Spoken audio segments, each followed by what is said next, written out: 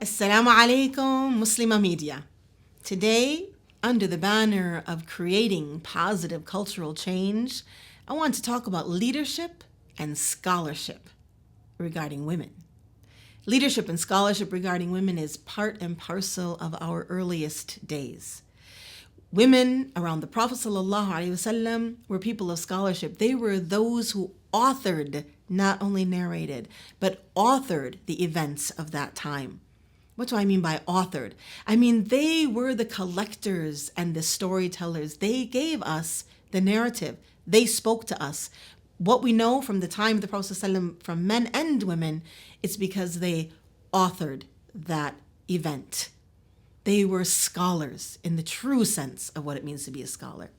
As we go through our history and we go century after century, we find that our women, I will call them our women, our female scholars were creative when they couldn't necessarily travel because of the hardship of travel and the different issues surrounding travel. They became specialists in istikhraj, in the checking on the chains of hadith. They became scholars of poetry and literature. The wonderful scholar in Spain, her nickname was Al-Arudiyya, who was practically a literature professor and would give lectures daily about literature and poetry, and she was an expert in the rhythms and movements and sounds of poetry. These are our early scholars. These are our women that paved the road for our learning. Today, we have female scholars, but we don't have enough. And we need more. It is a fard kifaya. It is an obligation upon the whole community to fulfill the need for female scholarship.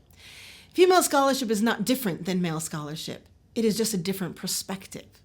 It's a different look. It's looking at the same event with new eyes and fresh eyes. It is being part of the religious discourse that has existed since the time of the Prophet ﷺ until today. In our post-colonial era, it is especially important that women join that conversation and join that religious discourse and become part of it. And take on leadership roles in our communities. Take on roles of guiding others and bringing them to a place of knowledge. We can't make cultural change. We can't create positive cultural change from a place of ignorance.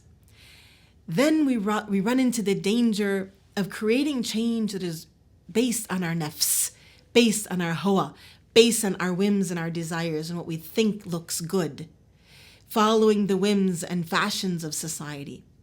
We need to evolve in a beautiful way, firmly based and grounded in 1,000 years of scholarship, 1,500 years really, of scholarship, where we root our opinions in the opinions of those who came before us. We quote those who came before us. We discuss and debate together, and we create a beautiful environment for us all to live in, where we are rooted deeply in our Islamic scholarship, and yet we are culturally open to those who need us and can come and therefore will come to us because we have both roots and branches. We can't cut off our roots and we can't cut off our branches. We need roots and branches, and we need women who are rooted in Islamic scholarship and their branches reach out like arms, calling to our youth and calling to all those in our communities who are afraid to come to the mosque, who are afraid to come to classes, arms that reach out and offer something real, knowledge, Quran, and Arabic. Allahumma salli wa sayyidina Muhammad.